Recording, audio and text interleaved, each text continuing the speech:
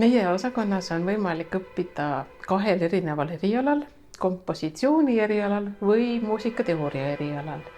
Kompositsiooni eriala on tavaliselt noortele õpilastele natukene tuttavam, sellepärast et kes on juba ise kirjutanud muusikat, siis see on just nende jaoks.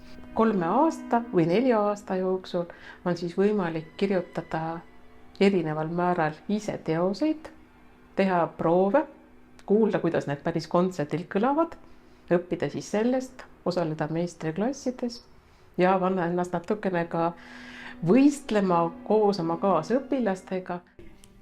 Muusikateooria eriala ilmselt on üks kirevamaid, eriti tuleviku suhtes, sellepärast et meie koolis need 3-4 aastat saab uurida iga aasta küll ühte erinevat ajaloolist või teoreetilist või muusikaesteetilist teemat, aga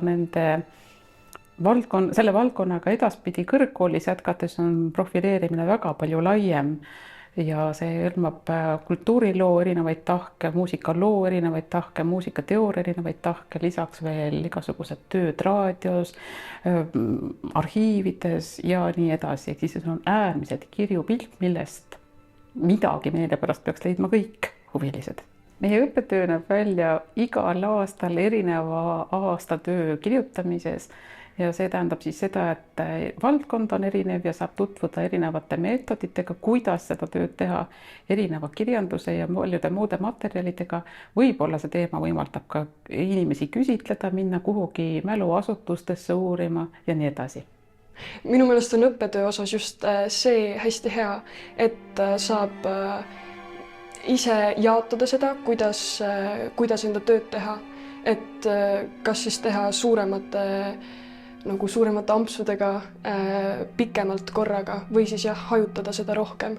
Ja hästi hea võimalus oma teiste huvidega seda siduda, et kas siis muusika ja teater, sealt saab uurida erinevaid teemasid. Et põhimõtteliselt, mis muusika juures huvitab, selle saab kõik siduda sellega, mida uurida.